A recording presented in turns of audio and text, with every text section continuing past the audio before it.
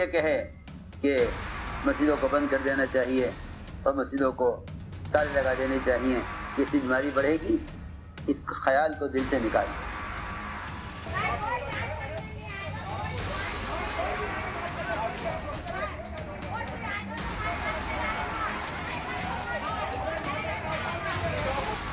और मुसलमान को अछूत बनाने में इन्हें सेहत नजर आती है और मुसलमान से मिलने में इनको बीमारियां नजर आती हैं। ये यकीन की खराबी और अकीदे का बिगाड़ है और कुछ नहीं।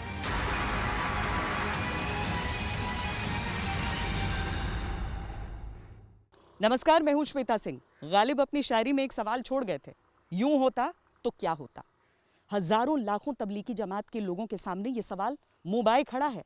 क्या होता अगर उन्होंने नियम कानून का पालन कर लिया होता?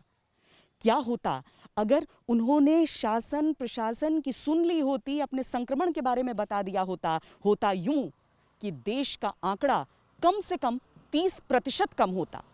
होता यूं कि वो कैरियर नहीं बनते इस संक्रमण के। होता यूं कि आज देश की स्थिति बहुत बेहतर होती, क्योंकि दुनिया भर कोरोना के संक्रमण से लड़ रही है और हम लड़ रहे हैं कोरोना के संक्रमण से भी और तबलीगी जमात की लापरवाहियों से भी।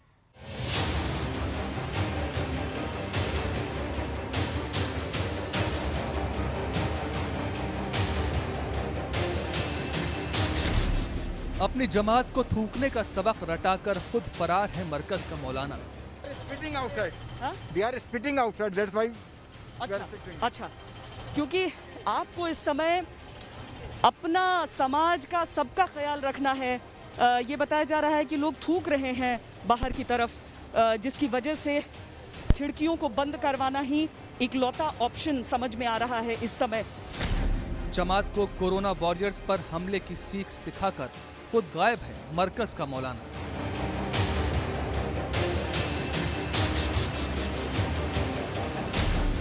जमात को बेशर्मी के रास्ते पर आगे बढ़ाकर खुद बिल में छुप गया मरकज का मौलाना।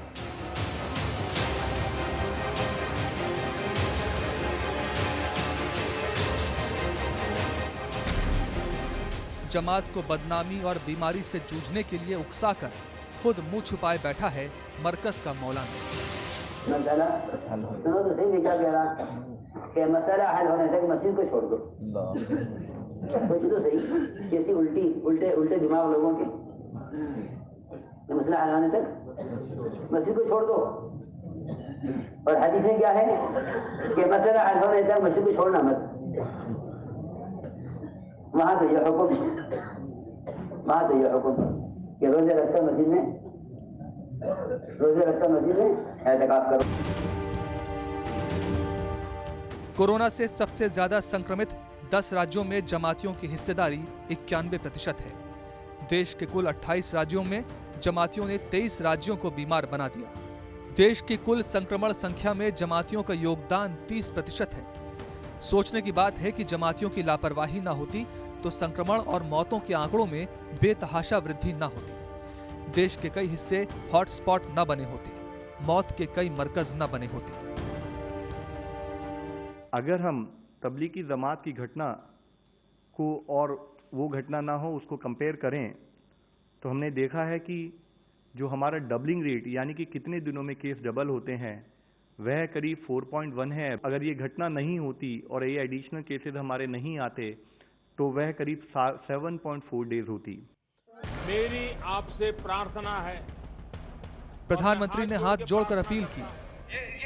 शासन ने चेतावनी देकर कोरोना की गंभीरता से अवगत भी कराया। प्रशासन ने मजबूर होकर डंडा दिखाकर समझाने की कोशिश की, लेकिन मरकज के मौलाना साद की पिलाई घुट्टी इतनी असरकारी थी कि जमातियों ने देश, कानून और मानवता को किनारे करके हाथों में पत्थर और मुंह में थूक जमा कर लिया और अपने कैरेक्टर के कपड़े उतार दिए। आज की सच्चाई यह है कि तमाम नोटिसों और अपीलों के बाद भी मौलाना साद अब भी बाहर निकलने को तैयार नहीं। तलाश जारी है। दिल्ली पुलिस की क्राइम ब्रांच की एक टीम थाना कांधला पर आई थी। वहां से कांधला पुलिस की एक टीम को साथ लेकर वो कांधला कस्बा में स्थित मौलाना साद के पुश्तैनी फार्म हाउस में पहुंचे। वहां पर उन्होंने जो मौजूद लोग मिले उनसे पूछताछ की, उनसे जानकारी प्राप्त की तथा कई कमरों की वहां पर फार्म हाउस में तलाशी ली और अच्छे से जांच पड़ताल की।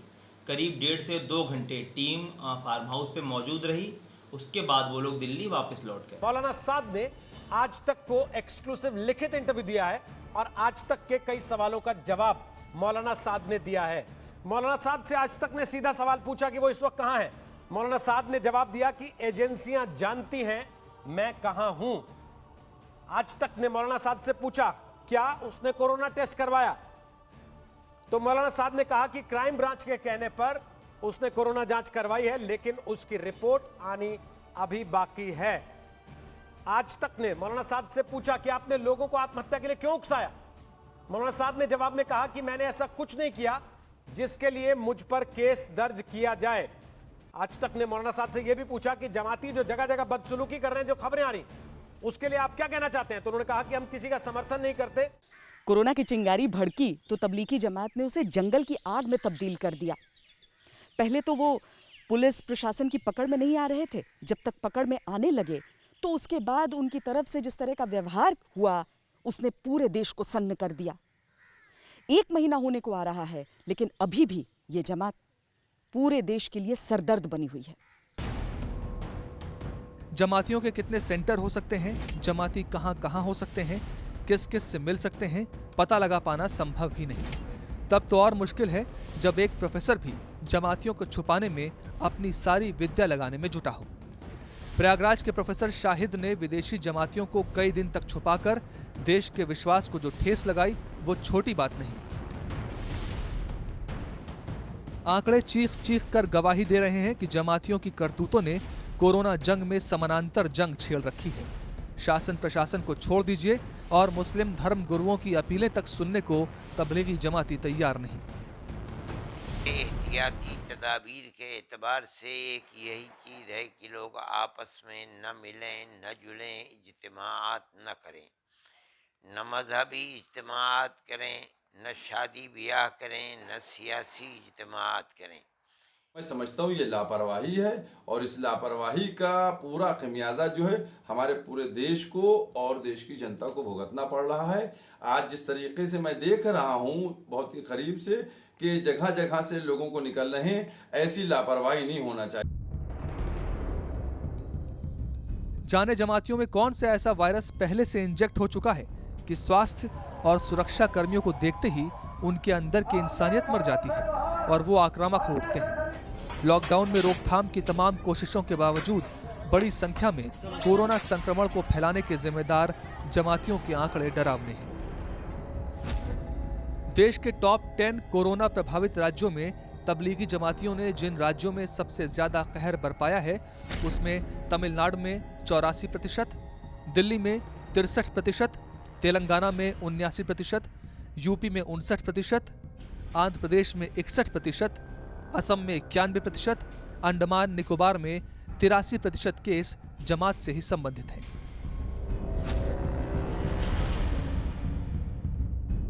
कुछ उदाहरण और जान लीजिए तो जमातियों से उपजे संकट को समझाने के लिए काफी है। अरुणाचल प्रदेश का एकमात्र संक्रमित व्यक्ति मरकज का ही जमाती है। आंध्र प्रदेश में 3 से 17 साल के 40 बच्चे दिल्ली मरकज से निकले उनके परिवारों की वजह से संक्रमित हैं। आंध्र प्रदेश में ही 124 महिलाएं मरकज से लौटे उनके परिजन की वजह से संक्रमित हैं। रायबरेली में हाल ही में 33 कोरोना पॉजिटिव केस आए, जिनमें 31 का संबंध जमात से था।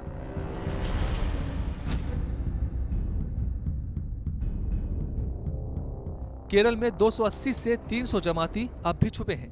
महाराष्ट्र में 45 से 50, उत्तर प्रदेश में 25 से 30, बिहार में 20 से 30, तमिलनाडु में 20 से 25 और कर्नाटक में 15 से 20 के करीब जमातियों ने खुद को छुपाए रखा है।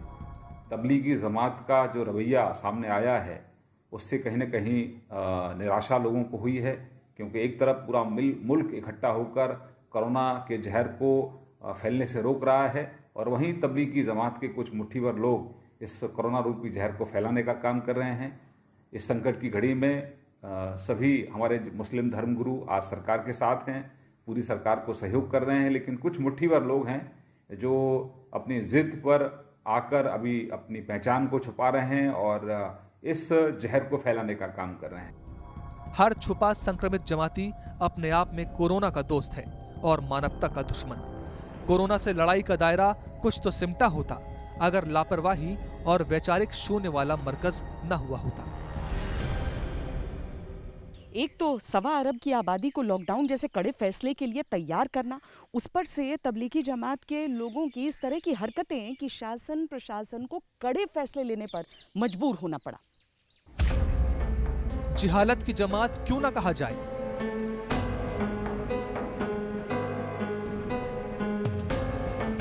बीमारी को तबलीगी का तमगा क्यों न दिया जाए।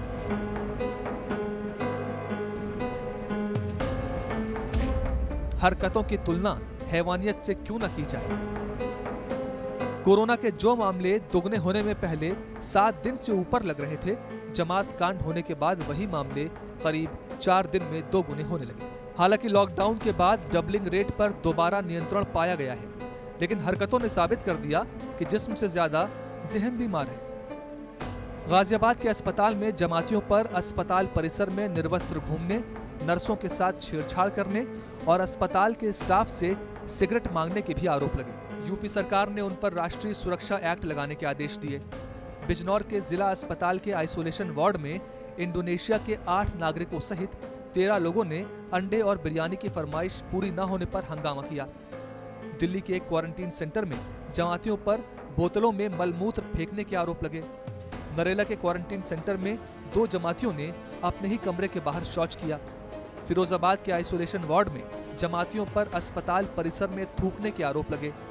देहरादून मेडिकल कॉलेज में भर्ती जमातियों ने अस्पताल में जमकर बवाल मचाया।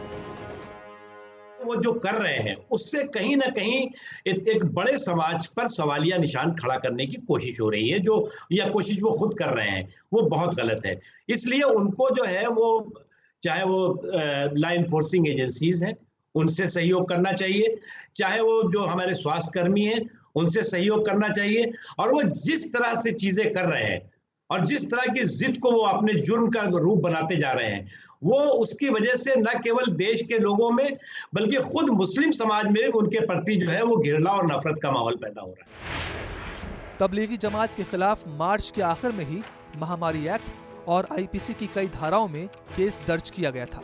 अब जमात प्रबंधन के खिलाफ आईपीसी की धारा 304 यानी गैर इरादतन हत्या भी जोड़ दी गई है। इसके साथ ही पुलिस ने वीजा नियमों का उल्लंघन करने वाले 1900 जमातियों को लुकआउट नोटिस जारी किया है। शासन प्रशासन सख्ती के लिए मजबूर है। अन्यथा उत्तर प्रदेश के अंदर हम लोग कंट्रोल करने की ओर पूरी तरह इसको बढ़ चुके थे, लेकिन अचानक ये संख्या बढ़ी है और तबलीगी जमात से जुड़े हुए जितने भी लोग थे उन सब को भी क्वारंटाइन में डाल करके उनके कांटेक्ट से जुड़े हुए लोगों को अब प्रयास किया जा रहा है कि हम उन्हें ले करके उन्हें भी क्वारंटाइन में डाल करके पूरे समाज को यानी कोरोना को स्प्रेड होने से रोक सकें। यूपी के सहारनपुर में 54 विदेशी जमातियों को सीजेएम के आदेश से न्यायिक व्यवस्था के तहत अस्थायी जेल भेज दिया गया है।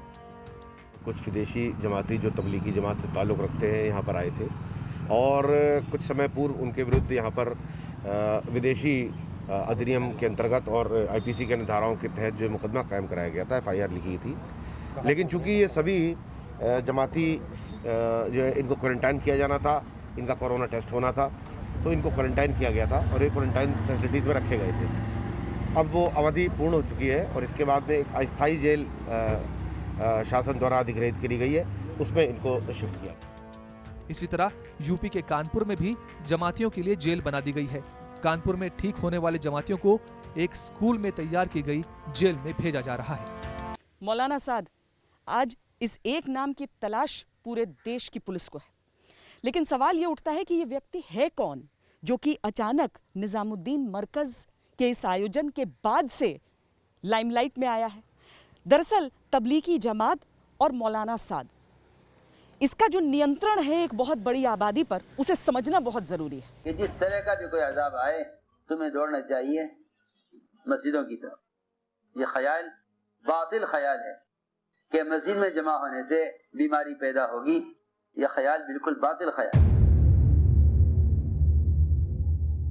150 देशों में जिसकी जमात चलती है,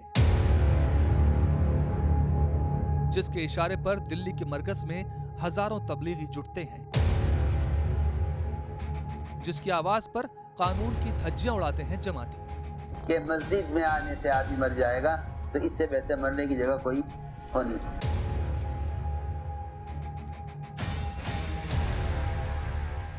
कभी क्वारंटीन के लिबास में छुपता, कभी अपीलों को बदल बदल कर बहानों के कपड़ों से मुंह छुपाता, कभी कोरोना को लेकर सजगता के संदेश के पीछे अपनी खतरनाक सोच को दबाता। ये मौलाना साद कंधालवी है, मरकज का मास्टर, देश में कोरोना विस्फोट का मास्टरमाइंड। क्राइम ब्रांच और ईडी का शिकंजा कसा तो सुर बदल गए, सारी हेकड़ी निकल गई, मजहबी नॉलेज विज्ञान की वकालत करने लगी। किसी कुएं में गिर जाने वाले को कुएं से निकालना और उसकी जान बचाना हर उस शख्स का फरीज़ा है जो इसको निकालने की इस्तात रखता है। ये बात मैं इसलिए अर्ज़ कर रहा हूँ कि हर मुसलमान और ख़ुसूसन हमारे दावत के साथी जिनको क्वारंटाइन में रखा गया और उनके टेस्ट किए गए, अल्हम्दुलिल्लाह उनमें अक्सर शुरू से ही नेगेटिव आए हैं, लेकिन बाज़ लोगों के पॉजिटिव आने के बाद उनका इलाज किया गया और उनमें भी अल्हम्दुलिल्लाह अक्सर नेगेटिव होकर सेहतयाब हो गए हैं। उनमें से कुछ लोग अभी भी क्वारंटाइन में हैं, तो ऐसे लोगों की कोरोना के मरीज़ों के इलाज के लिए प्लाज्मा यानी खून डोनेट करना इसकी ज़रूरत है। लिहाजा ऐसे तमाम हज़रात से दरख्वास्त है कि जिनको भी हमारा ये पैगाम मौसूल हो, वो सारी इंसानियत पर तरस और रहम खाकर अल्लाह की रज़ा के लिए इंसानियत के काम आएँ और प्लाज्मा खून डोनेट करने के लिए हुकूमत की मदद करें। आइए आपको बताते हैं कि कोरोना काल में खलनायक बनकर उभरा मौलाना है कौन, कहां से आया है, करता क्या है। मौलाना साद भारतीय उपमहाद्वीप में सुन्नी मुसलमानों के सबसे बड़े संगठन तबलीगी जमात के संस्थापक मोहम्मद इलियास कंधालवी का पड़पोता है। तबलीगी जमात के दूसरे अमीर रहे मौलाना मोहम्मद यूसुफ मौलाना साद के दादा हैं।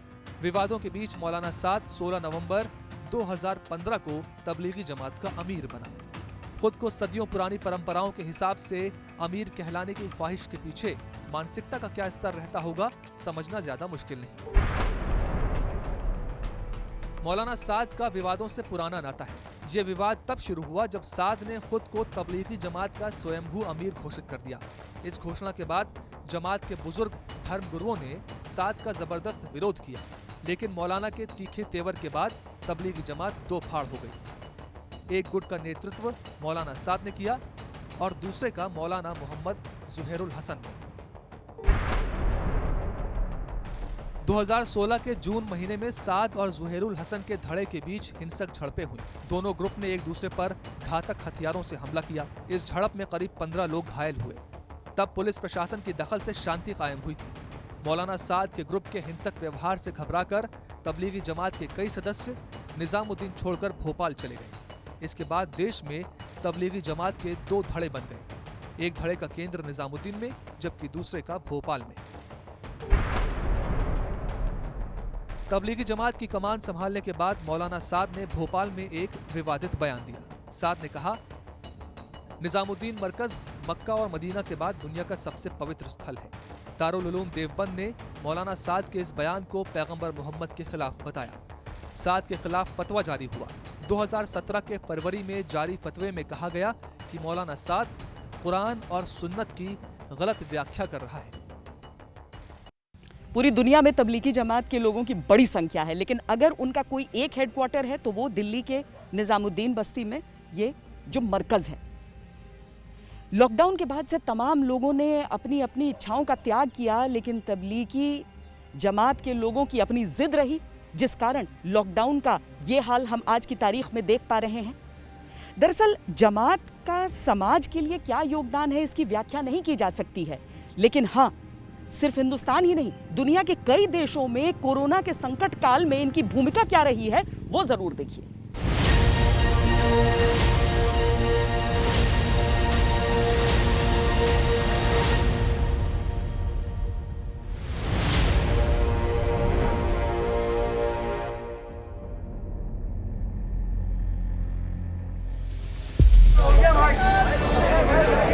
हो गया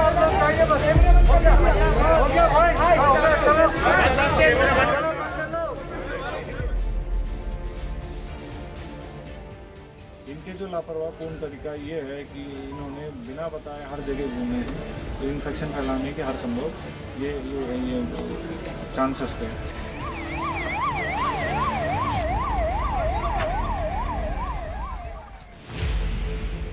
जमाती पहचान छुपाए मकानों मोहल्लों में छिपे हैं।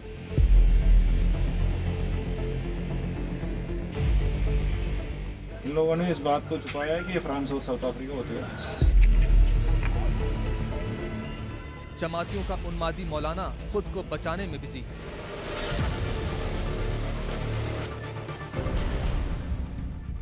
एजेंसी जानती है कि मैं कहां हूं। क्राइम ब्रांच ने नोटिस दिया, हमने जवाब दिया।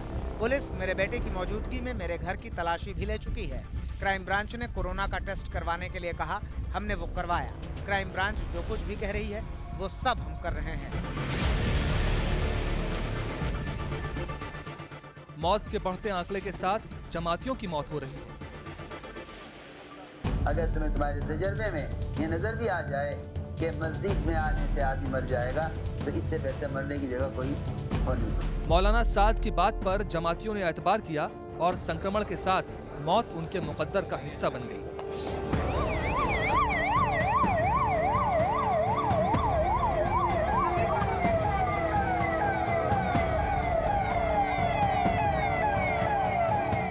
क्योंकि चाइनीज वायरस कोरोना मौलाना साद की अपील कैसे समझ पाता?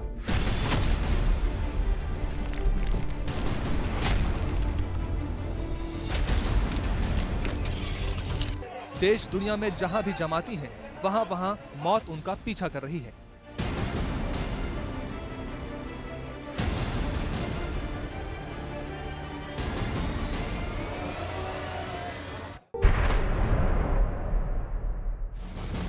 कोरोना को लेकर उकसाने के समय ये धारणा बनाई गई कि जो जमाती हैं उनका कोरोना कुछ नहीं बिगाड़ पाएगा, लेकिन कोरोना ने बख्शा उनको भी नहीं जिन्होंने लोगों को भड़काया।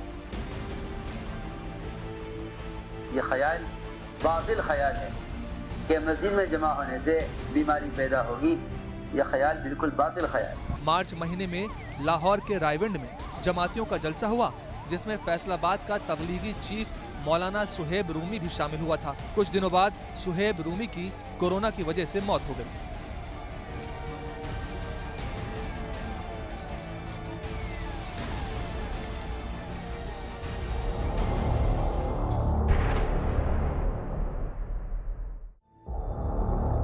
दिल्ली के मरकज से निकला दक्षिण अफ्रीका का मौलाना यूसुफ। मौलाना साद की बातों पर एतबार करके वापस दक्षिण अफ्रीका लौटा, लेकिन कोरोना ने उसे भी बख्शा नहीं। मौलाना खुद तो मरे, अपने पूरे परिवार को कोरोना की चपेट में छोड़ गए।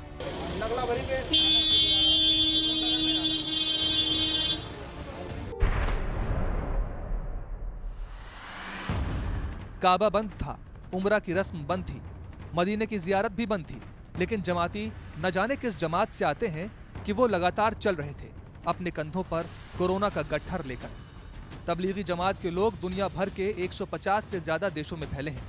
ये समय समय पर अलग अलग देशों में सम्मेलन करते हैं, जिसे इज्तिमा कहा जाता है। इस सम्मेलन में हजारों यहाँ तक कि लाखों लोग भी जुट जाते हैं। इसी इज्तिमा ने दक्षिण पूर्व एशिया से लेकर अफ्रीका के पश्चिमी भाग तक संक्रमण को फैलाया।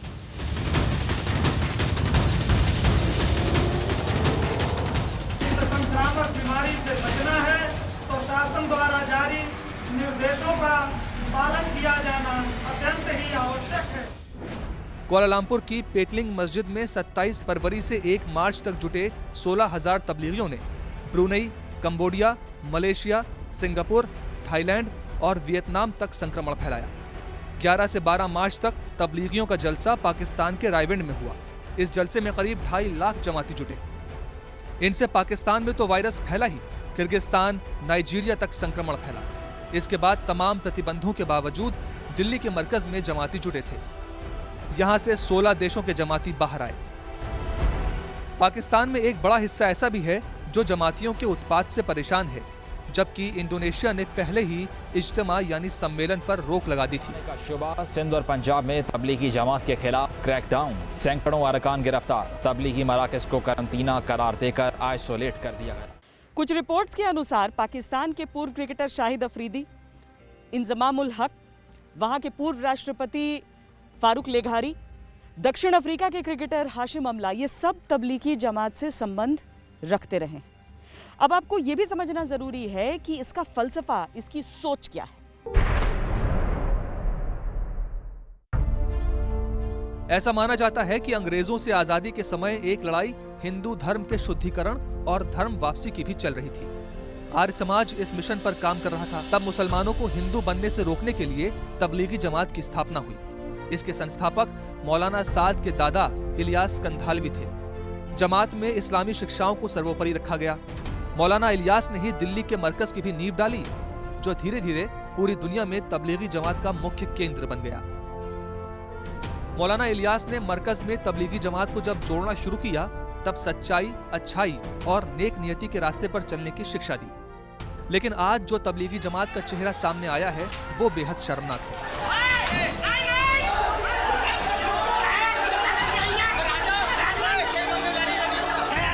जो लोग देश को कोरोना के संकट से बचाने के लिए जान की बाजी लगा रहे हैं, उनके साथ जमातियों का व्यवहार निंदनीय है। आरोग्य कर्मियों के खिलाफ कोई हिंसा या हैरेसमेंट अब बर्दाश्त नहीं होगी और इसलिए उनको पूरा संरक्षण देने वाला एक अध्यादेश आज लागू करने का फैसला हुआ है। आज मरकज के जमाती जिन जिन देशों में हैं, वो हर जगह संक्रमण के कैरियर बनकर अपने मुल्क और कौम के लिए खतरा बन चुके हैं। हम लोगों ने दारुल उलूम फिरंगी महल से ये फतवा जारी करके ये इस बात की वजाहत की है कि जिस किसी को भी कोरोना वायरस से रिलेटेड कोई भी सिम्टम्स हैं, उसको चाहिए कि वो सामने आकर के अपनी जांच कराए, और अगर ऐसा नहीं कराता है तो यह गैर शरई अमल होगा, नाजायज़ होगा, क्योंकि मज़हब इस्लाम में इंसान की जान को सबसे ज़्यादा अहमियत दी है और ख़ुद कुरान में अल्लाह ने यह हुक्म दिया है कि तुम अपनी जानों को और दूसरों की जानों को हलाकत में न डालो। इस वजह से इंसान को अपनी जान और अपने घर वालों और अपने पड़ोसियों और शहरियों की जान को मद्देनज़र रखते हुए जिस किसी को भी इसके सिम्टम्स नज़र आएँ, उसको खुद सामने आकर के अपनी जांच करानी चाहिए। गुनाह है, चाहे वो धर्म वाला करे चाहे गैर धर्म वाला करे। इतना बड़ा गुनाह मरकज वालों से हुआ है, इसमें कोई शक व शुबा की गुंजाइश नहीं है, लेकिन हमें इसको हिंदू मुसलमान के चश्मे से नहीं देखना चाहिए। मौलाना साद की तकरीर जो हमने सुनी है, किसी डॉक्टर ने मना नहीं किया है कि आप नमाज मत पढ़िए, किसी डॉक्टर ने नहीं कहा है कि आप इबादत मत कीजिए। हम लोग घरों में, पूरा हिंदुस्तान दुआएं मांग रहा है कि मौला किसी तरीके से ये बीमारी हमारे मुल्क से बाहर हो जाए। इसमें नमाजों से लोग कहां दूर हैं। दुनिया भर के तबलीगी जमातियों के लिए ये पावर सेंटर है। माना जाता है कि पूरी दुनिया में करीब 15 करोड़ इसके सदस्य हैं, जिनकी आस्था दिल्ली के मरकज में है। पाकिस्तान के रायविंड में मदनी मस्जिद में इनका बड़ा सेंटर है, लेकिन दुनिया भर में दिल्ली के मरकज का जो स्थान है वो किसी का नहीं। जमात के लिए इस मरकज की हैसियत तीर्थ स्थल जैसी है। तबलीगी जमात का उद्देश्य ये है कि अच्छे कामों का हुक्म किया जाए और बुरे कामों से रोका जाए, यानी कि नेक काम किए जाएं। ऐसे काम जिनको अल्लाह रब्बुल इज़्ज़त ने करने का हुक्म दिया है वो काम किए जाएं, और जिन कामों से मना फरमाया है उन कामों से रुका जाए। ये तबलीगी जमात का उद्देश्य है।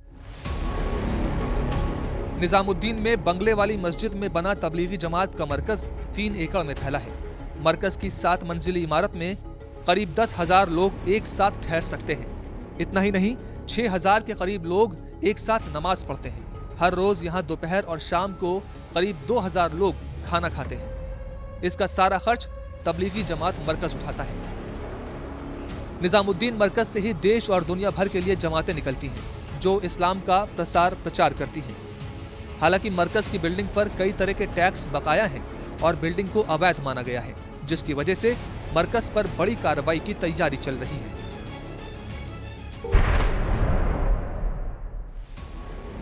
तबलीगी जमात पूरी तरह से इस्लामी संगठन है। इसका मुस्लिम समाज के किसी आर्थिक, शैक्षणिक, सामाजिक, राजनीतिक और सांस्कृतिक गतिविधियों से सरोकार नहीं है। न तो ये किसी प्रकार की सरकारी मदद लेता है। इसकी कोई भी अपनी वेबसाइट, अखबार या फिर टीवी चैनल नहीं है। इसके बाद भी बिना प्रचार प्रसार के जरिए ये लोग धार्मिक सम्मेलन के लिए लाखों की भीड़ जुटा लेते हैं। यही इनकी सबसे बड़ी ताकत है। فأغلى وردنا أنتم وكل पाकिस्तान के लाहौर के पास रायविंड में तबलीगी जमात का दूसरा मरकज है। यहाँ आमतौर पर अक्टूबर के महीने में सम्मेलन होता है। इसमें दुनिया भर के तबलीगी जमात से जुड़े लोग शिरकत करते हैं। इसके अलावा बांग्लादेश में आमतौर पर साल के आखिर में सम्मेलन होता है। भारत में भी हर साल एक बड़ा सम्मेलन होता है। सम्मेलन में लाखों की भीड़ जुटती है। तमाम शिक्षाओं के बीच थूकना, भद्दे इशारे करना, देश के नियम और कानून को न मानना, क्या ये भी जमात की शिक्षा का विषय है? ये एक शोध का विषय है। कई राजनीतिक संगठनों और अल्पसंख्यक आयोगों ने इस जमात पर पूरी तरह प्रतिबंध की वकालत की है।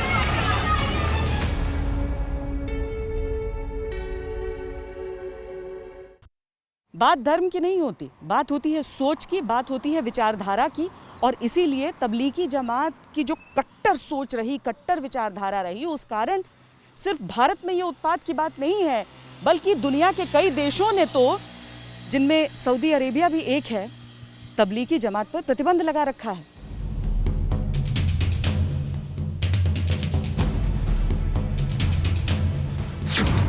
सऊदी अरब में तबलीगी जमात पर बैन।